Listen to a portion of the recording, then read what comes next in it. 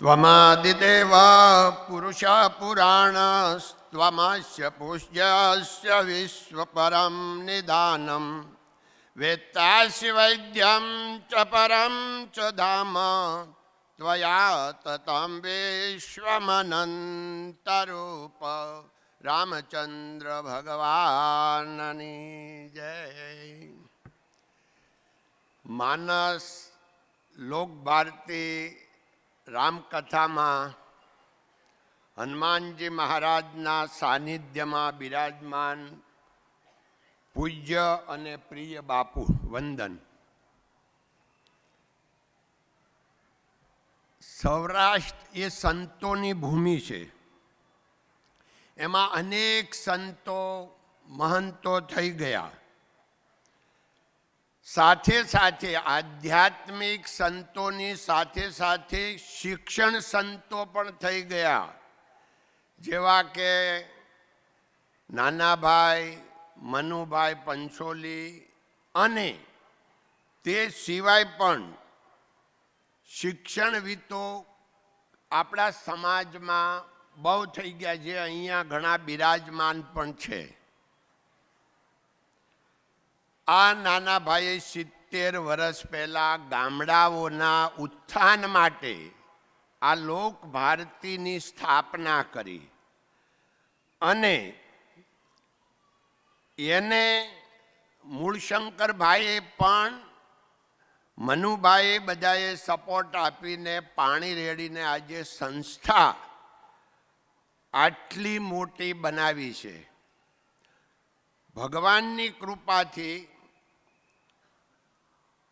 અમો અહીં ઘણીવાર આવ્યા છીએ, કારણ કે દલસુખભાઈ અમારા મિત્ર, અને દલસુખભાઈનું આ હૃદય. દલસુખભાઈએ અહીંયા જ શિક્ષણ લીધેલું, રાજકારણમાં બહુ મોટું માથું બનેલા, પણ એને રાષ્ટ્રહિત અને સમાજ હિતના જ કાર્યો કરેલા, જે આપણે સૌ સાક્ષી છીએ.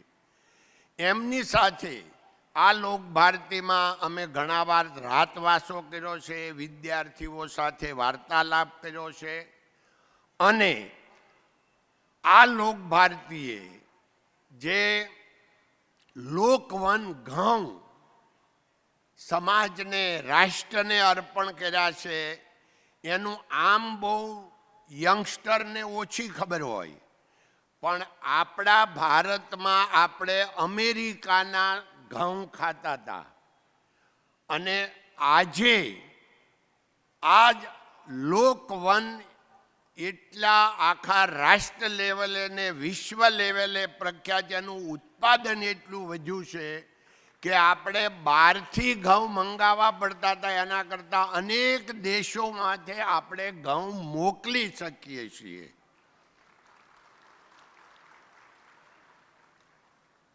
અહીં વડાપ્રધાન, જે માજી વડાપ્રધાન મોરારજી દેસાઈ, એ પણ અહીંયા પ્રમુખશ્રી કે આ સંસ્થાના પ્રમુખ રહેલા છે, અનેકવાર આ સંસ્થામાં આવેલા છે. આ લોક ભારતીએ ઘણા શિક્ષણ મંત્રી પણ આપ્યા છે. એટલે આ લોક ભારતી ગ્રામ ઉત્થાન એટલે રાષ્ટ્ર ઘડતરનું કામ કરી રહી છે.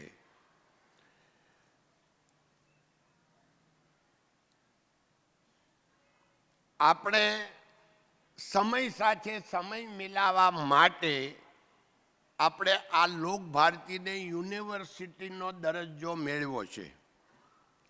જેના પહેલાં વાઇસ ચાન્સેલર ને પ્રો ને એવું બધું કહેવાય, એવું મને ભદ્રાયુભાઈ કહેતા હતા. એ જવાબદારી ભદ્રાયુભાઈએ સ્વીકારી છે, સ્વીકારી હતી.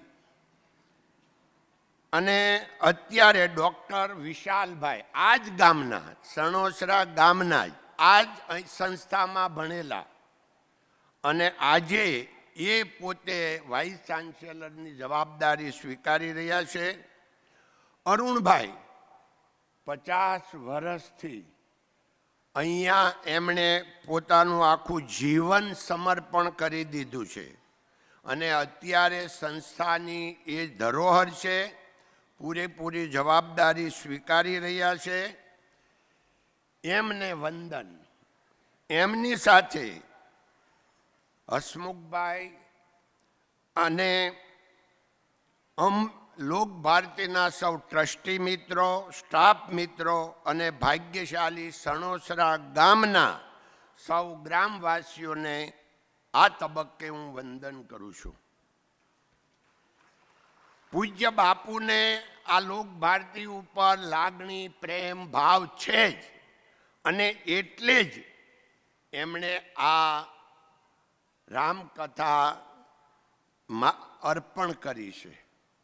અને આ રામકથાના માધ્યમથી આજે આ લોક ભારતી તીર્થ સ્થાન બન્યું છે. આપણે સૌએ આ સંસ્થાને જેટલો અપાય એટલો સહકાર તન, મન અને ધનથી આપવો જોઈએ, કારણ કે આ ભારતનું ઘડતર કરે છે, ગામડા બચાવે છે, ગામ બનાવે છે. આપણે સૌ જાણીએ છીએ કે આ લોક ભારતી ખિસકોલી બનીને ગ્રામ દેવતાઓની સેવા કરી રહી છે. આ લોક ભારતી છે ને ખરેખર માણસ બનાવવાનું કારખાનું છે. આવી સંસ્થાઓ સમાજમાં જે છે ને એ સમાજનું ગૌરવ છે, અને આ ગૌરવને સાચવવું અને વધારવું એ આપણા સૌની આમાં જવાબદારી આવે છે. આ રામકથાના નિમિત્ત માત્ર એવા યજમાન હર્ષાબાને પણ ખૂબ ખૂબ વંદન, એના ફેમિલીને ખૂબ ખૂબ અભિનંદન, ધન્યવાદ કે તમારી જેવા પુણ્યાત્માઓને પણ આ બાપુ લાભ આપે છે. એનો ખૂબ અમે ભગવાન રામચંદ્રને પ્રાર્થના કરીએ છીએ કે આપને અને આપના કુટુંબને બાપુએ જે રીતે કૃપા કરી છે એ રીતે ભગવાન રામચંદ્ર પણ આપ સૌની ઉપર કૃપા વરસાવે. અને પૂજ્ય બાપુના સાનિધ્યમાં, રામકથાના સાનિધ્યમાં આયોજકોએ મારી જેવા સામાન્ય માણસોને આટલું માન સન્માન આપી અને બાપુના રૂબરૂમાં મને બોલવાની, બે શબ્દો કહેવાની તક આપી, એ બદલ આયોજકોનો પણ ખૂબ ખૂબ આભાર, ધન્યવાદ. આપ સૌ ભક્તજનોના હૃદયમાં બિરાજમાન એવા પરમાત્માને નમસ્કાર કરી જય હિન્દ, જય ભારત, નમસ્કાર, જય સિયારામ.